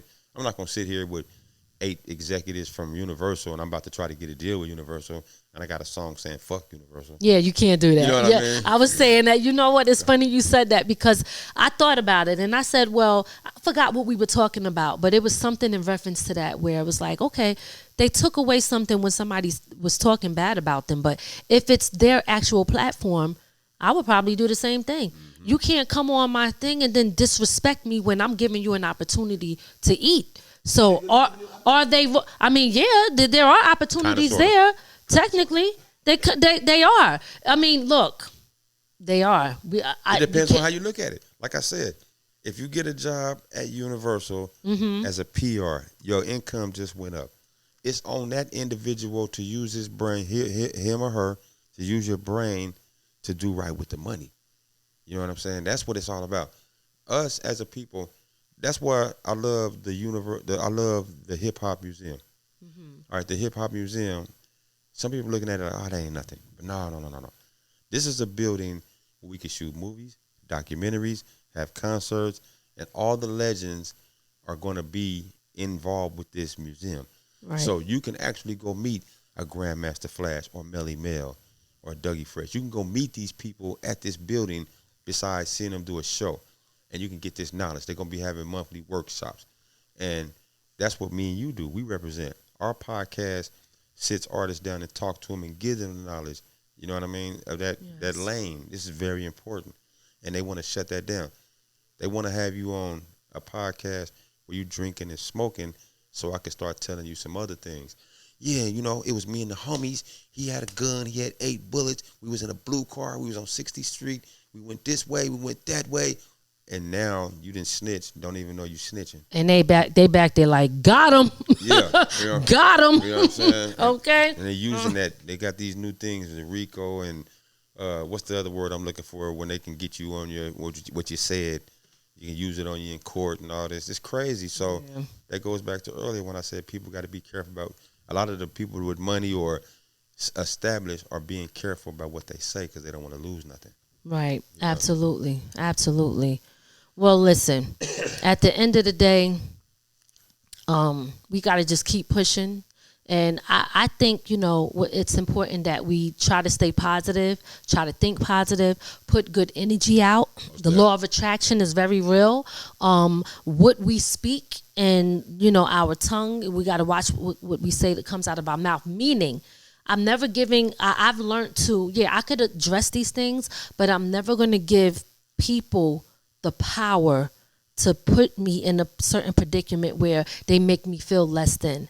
You understand? It's about how I feel about myself, and I think that's what we have to do as a people overall. At the end of the day, hip-hop has evolved, and I know we might not like certain things, but things will change, sound change, but we do got to get back to the positive message in the music, right? Okay. So you talking East Coast, West Coast, right? We talking self-destruction, same gang. Okay. You feel what I'm saying? Okay. Because the message is still the same. Mm-hmm. And no matter what, when I say self-destruction, that was a group of rappers that came together, spoke about staying out of trouble, uplifting the people. That's same right. Gang did the same thing. That's right. You know, so you know, a lot of times, and I want to say this, and then I want you to close it out with letting people know how they could tap into your radio station, with awards shows you have coming up and all that. But I want to tell people what we have to stop doing is not allowing neighborhoods, cities, states separate us as a people. A lot of that time, there used to be, when we had the Tupac and Biggie and all that, there was the East versus the West. Then you had New York not liking the down South, and now down South don't really like the New York, and then the Midwest. It's all of this different stuff that happened, but at the end of the day, we all in the same gang. True. Right? And I didn't get to this because I know you spoke about, you know, saying, you know, Big Homie and stuff like that, but one of the things that I learned that I did not know is that when they started those gangs back then, it was for positive stuff Most for the definitely. community. Mm-hmm. And it shifted and things changed and then it got a bad rap. But the original purpose is what we got to get back to. Most definitely. All right. I want you to speak on that and then tell people how they could tap in. That's a touchy subject when you're from LA. Crippin' and Blood is a culture. A lot of other cities are doing it as a fad. The gangbang life in LA is real shit. It's not nothing to play with. You signing up to be a gangster, homie. You know what I'm saying? You getting out there in them streets. You got to do what you got to do, and it's gonna affect you for the rest of your life. You ain't gonna be able to do certain things, and America's so evil. They got paperwork for you that they'll put you on as you go to jail and get out of jail to do certain things with parole and all kind of stuff, giving you life, and it's crazy. You know what I'm saying? And that's just little gang banging because we were distracted because somebody in the system came over here and threw a cocktail at the Crips, and they said it was these people who did it. So the Crips retaliated, and it goes on and on and on. But America is the biggest gang in the world, or you motherfuckers is gangsters. They off the chain. They charging you for everything that you do. You got to pay for air. You got to pay for water. Everything that's free. You know what I'm saying? They have mastered how to continue to hold us down, and a lot of us are not opening our eyes or having thoughts of how to get out of that. They brainwashing them brothers on L.A. and in New York. Oh, don't move to the South, man. Them niggas is country. What, you trying to tell me you don't want a front yard in the backyard to grow your own land or to do this, do that? Let them know. You know what I'm saying? So there's no such thing. You know what I'm saying? No, just stay out here with us. Go ahead and pay that $2,000 a month for that single. You know what I mean? Let us get that. That $2,000 gonna do good for us.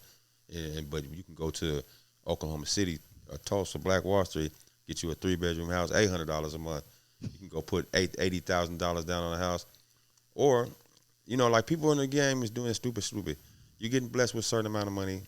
You know what I mean? You want to go spend $100,000 on this car. You go to the auction, you can get 10, 15 cars, put them on the parking lot. You got to use car lot. So it's just time to start doing things like that. You know what I'm saying? And if that don't work, I know y'all witnessed it. You're driving on the highway, you're going state to state. On the side it says 5 acres, $5,000. And they spending 5 racks in the club or whatever. Yeah, I ain't see for $5,000. If you see that, can you please text it to us, please? Let us know, shit. I know that's right. It's a lot of that going on in the Midwest, in Indian territory. Okay. Oklahoma, Texas, Kansas, Arkansas, Missouri. You can see. I know that I spoke on this, so a lot of others are going to try to boost the rates up or attack. But hey, it's there. You know what I'm saying? So if you haven't traveled out in the wild like that, get out there and go see it. You're going to see people from other countries running those gas stations, them hotels, getting that money in the middle of no man's land. They could care less about watching the Raiders.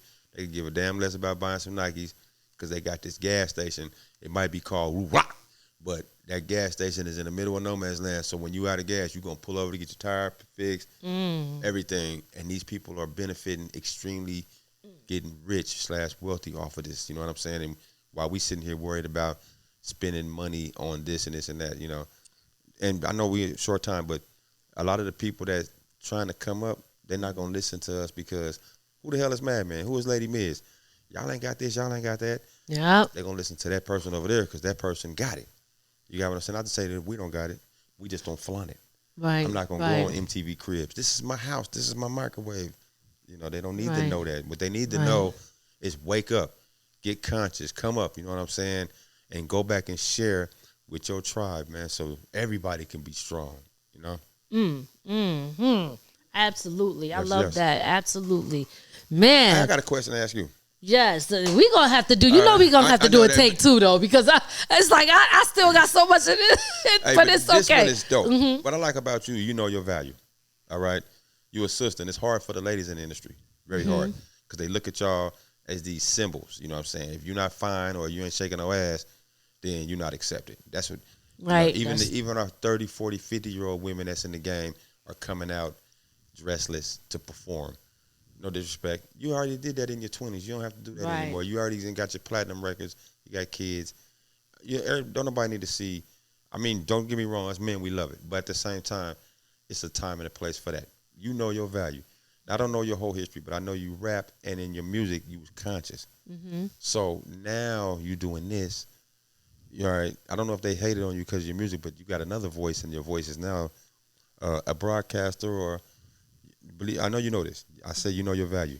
Believe it or not, you are the female version of the Malcolm X, you know what I'm saying, or the Martin Luther's and stuff like that at Farrakhan, because you got a voice, you got a platform, and you use it in the right way.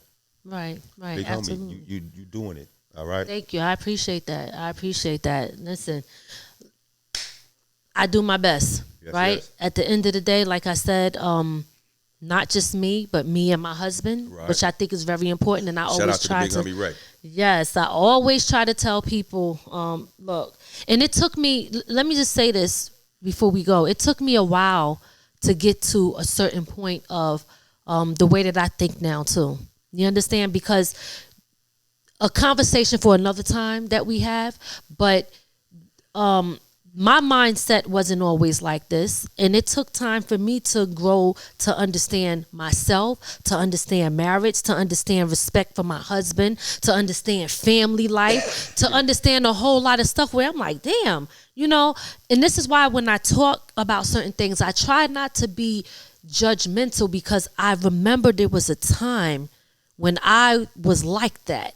So I understand you have to be careful with how you approach people and your message and what you say to them. That's right. Because, you know, if you say things the wrong way and they're not ready to receive it, they're going to put up a wall. Right. Now it's, either they're deflecting or they're defensive. You know what I mean? Yeah, exactly. So for me, and I still rap. Right? I still rap. But even if I jump on the track with somebody and I might not be 100% okay with everything they're talking about, I might try to put a positive message in there, just slip it in, and still sound a little hard, but still bring a message. I even rapped on a drill beat, but it was all positive stuff. I knew how to say certain words, but everything was positive and telling people how to do the right thing about investing, doing this type of way. So overall, at the end of the day, our voices, just like you have a voice and what you do on your platform, on your radio station, and I see, like I said, what you do in the community, you inspire me, to keep doing it. Absolutely. And I respect and appreciate that. And again, I'm just happy that you're here, and I want to continue to build with you and continue to grow. And I hope that we can, take. We family. We locked in. Listen, you already know. You already know. But tell people do you have anything coming up that we should know about and be looking out for in the award shows? And then tell people how they can tap in and support you and where they can follow you at. All right. At one point of my life / career journey, I was doing a little bit of everything to try for the culture to go. I ran across a gang of brick walls, and I learned that some of those blessings ain't for everybody. God don't want everybody rocking. He only wants certain people to get down, because he been telling this group of folks not to do this for a long time, and they continue to do it. So you're like, y'all don't want to listen? Shut that down. And if I'm over there dealing with it, I'm not going to catch my blessing because I'm distracted. So I took a break. Not a break. I was still active. I took a sit back and evaluated myself. It was like, I'm steadily doing this and that to get these artists on this stage and all this and that. I need to do my own damn thing and shut these cats down. Half of them ain't even great. They don't even understand what the hell the game is about anyway, and I'm sitting here trying to tell them. So with that, I play a reverse psychology game. Like my kids, right? I tell my son, hey, look here. You can't do this and you can't do that. He might hear me, but he don't hear me. So I throw reverse psychology on him. Hey, man, check out this new artist right here. This dude is tight. He said, I know about him. I said, you hear this song right here? The dude just said what I said in his rap. Now my son like it. Man, I didn't know that. So I just laugh. I'm coaching. We coaching. You know what I'm saying? Right. We have to coach the younger people into what they want to hear. I want him to go out there, not him, just an example. I want him to go out there and get an education. Man, I ain't got time for education, man. We smoking these blunts, man. We running these red lights, man. You know what I'm saying?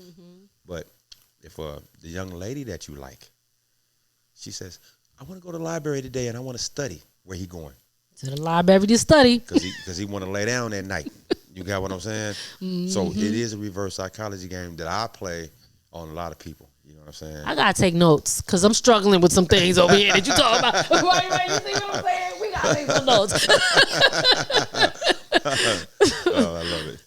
Okay. But yeah, as far as the awards, y'all, I'm working hard to have this as a yearly tradition. Okay. First of all, let's clear some things up. Maybe God shut BET down for all the black race to take a look and get back together and make it go back in the right route. So let's get some powerful folks. They got some knowledge on their brain. Some things was being represented at our awards where it wasn't tight. You're not going to the Grammys rolling up weed, smoking weed. Why are you doing that at the BET Awards? You're not wearing, well, you're not dressed in a certain way, certain places, so don't do it here. You know what I'm saying? Certain things aren't accepted, but they're trying to make it seem like everything is okay. It's not okay, all right? So with our awards, our main goal is to put people in position to be seen who are putting other people in position. You know what I mean? We know who these famous folks are, but we don't know who helped them get in that position. Right. So let's let the people know. Hey, we all know that this young lady can rap her ass off, but this guy made the beat. So when we driving down the street and you hear a Kendrick Lamar beat and with no lyrics, you don't know the producer. Only people know who made it, but the average person don't know who the producer is, or who put it out, or who put the money behind it, or is it a sample? That's because the streaming messed us up, but that's a whole nother story. True. But that's important to get the knowledge out there for people to know what's going on, all right? And that's what we do. So this year, we turned in the awards into a series. So we're going to groom artists to show them what it takes to perform in front of those A&Rs, or what it takes to put a flyer on a pole. Not knowing, back in my day, I used to work for Rap Sheet Magazine, Daryl James. And my job was to go put posters up. Being from LA with the gang culture, it was trouble. When Nelly was brand new, he was brand spanking new, they came to the magazine company and hired Daryl to promote it through LA. Okay. So me and my homeboy Darius from Compton, we took the company van and we drove all through LA County putting these posters of Nelly on the wall. We went through hell. LA niggas hate Nelly at that time. They didn't want to hear nothing about no country music, no country grammar. So we was getting into arguments, getting into fights, getting chased, everything. You know what I'm saying? But they wasn't looking at the other part of the game. This is a young black man from St. Louis who's pushing music. He's young, too. He doesn't even know what's around the corner. He's just trying to represent St. Louis. Okay. You know what I'm saying? Same thing with the magazine, Rap Sheet Magazine. They shut that down because he was putting so many powerful messages out. You know, people don't even know. They did so good with hiding that. They don't even know who the Rap Sheet first newspaper, Rap Sheet Magazine is. Right. They want you to know Double XL, Playboy, shit like that, you know. So that's what these awards are about. We show a bunch of clips to show people how it was in the 70s to the 80s to the 90s to right now. And that's why we're here from the ground up to give people the knowledge. So I'm having tryouts in October for artists that want to perform in this year's awards in the city of Los Angeles, inside the UNG radio station, in the building, in the facility. We getting it in. I'm going to start advertising next week. I just wanted to come here to get down with the Hip Hop Museum, get Rocky on board, the owner. Shout out to Rocky Buchanan. He's on board to help us out. Shout out to my sister Silky D, who helped me link in with him. Beautiful. So we're going to be having a bunch of legendary folks involved with this right here, had their hands on this year's project to groom these artists. And now that Viacom is down, they shut down BET, you know, we got a real window of opportunity. Good. I want to get you guys involved with it like you always have been. Okay. You know what I mean? So we can figure something out where everybody can have a window of opportunity to eat. You know what I'm saying? That's Absolutely. what it's about. Absolutely. That is dope. And I'm definitely looking forward to it. And I know it's going to be a success because I like to speak things into existence. So I know it's going to be a success, and definitely keep doing what you're doing because it is needed for the culture. Mm-hmm. And, you know, we respect and appreciate you for what you do. Right. Thank you. If people want to tap into that, where should they go to follow you? Hey, all you got to do is Google UNG Radio Station. It's all platforms, UNG Radio Station. Instagram, TikTok, you name it, you know what I'm saying? Just hit me up, Big Homie Madman, you know what I'm saying? Come out.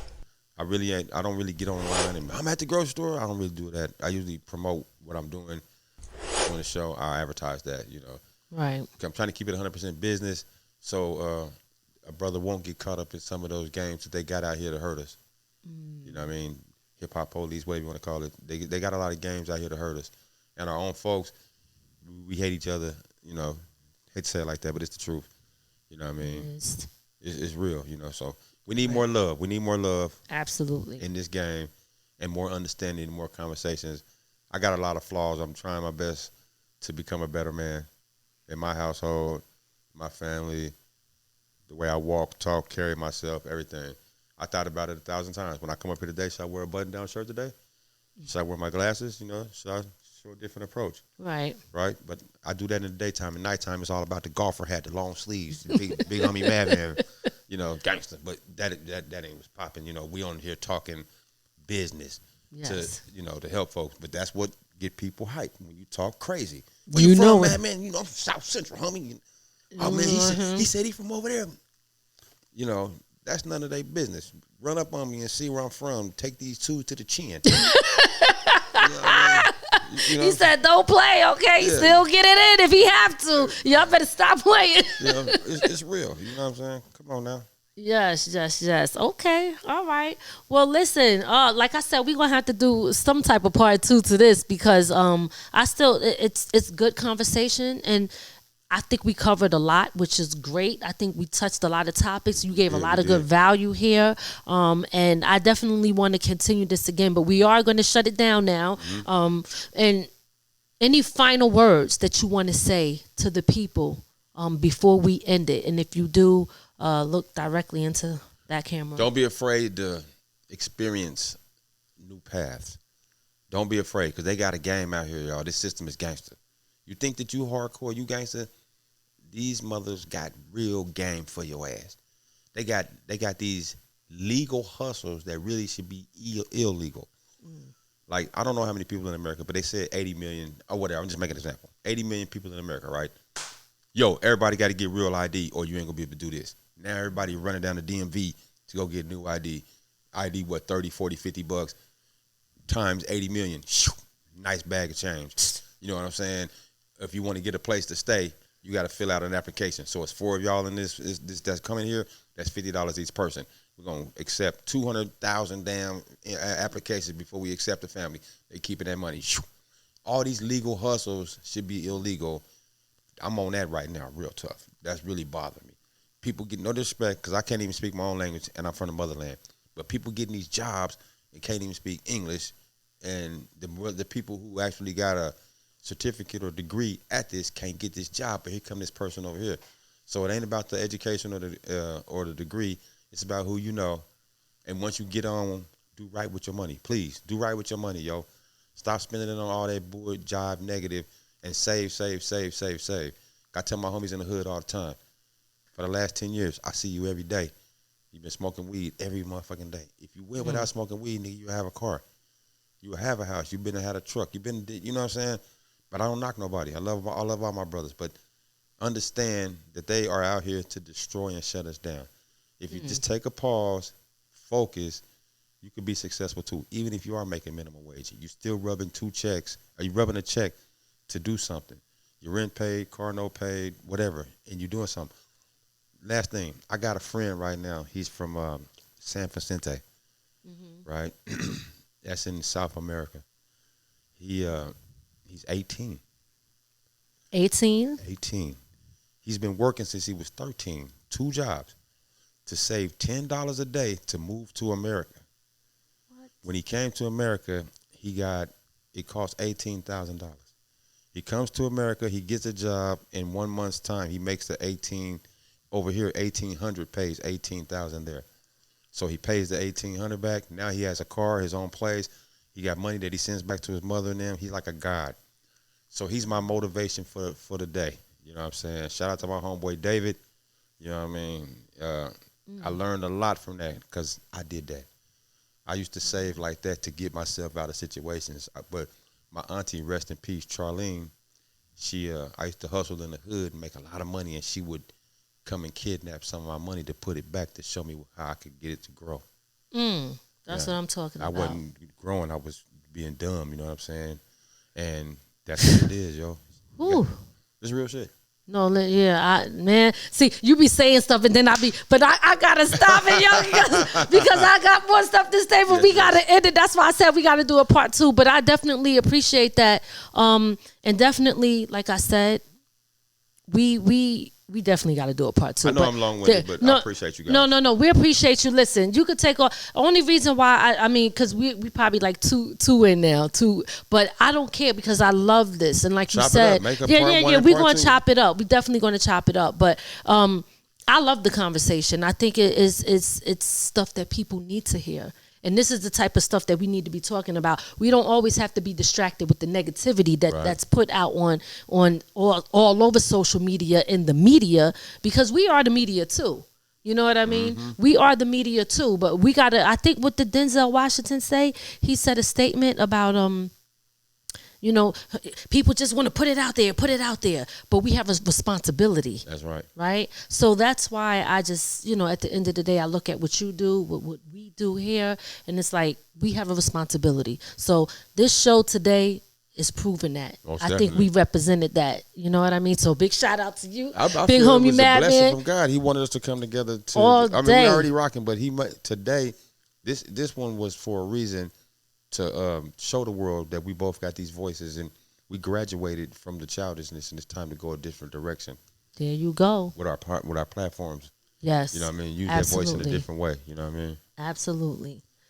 Well, listen, y'all, we going to wrap it up. You know what I'm saying? Like I said, make sure you follow him. UNG Radio. You could Google it, like he said. He is on all platforms. Make sure you guys check him out. Support him. You can support him in many ways, not just showing up or liking, following. You can donate because he has a lot of things coming up that's going to represent the culture, represent the people, support the artists, the community. It's so much involved that can just, spread out everywhere. All right. We do have the resources. Let's put them in the right place. Right. I'm Lady Miz. This is from the Ground Up Productions. I want to thank everybody for tuning in. We hope that you enjoyed the show, and we'll see you next time. Peace.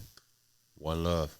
All right, y'all, you know what it is. This is Big Homie Madman. All right? Let them know where you coming from, what you represent.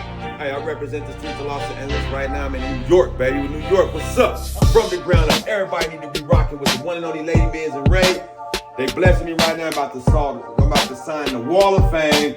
Put my name up here and let's get it, baby. Let's get it. All right, Big Homie Madman in the building, y'all. You already know what it is. This is an East Coast, West Coast connection. Let's go. Signing the door from the ground up. This is the creator's box. For those who do not know, all creators step up in that room. Okay? Let them know. All right? We hope you enjoyed your time with From the Ground Up Productions. We'll see you next time. Be sure to add our channel and listen to us on all streaming platforms. From the ground up. From the ground up. There's only one way to go from here.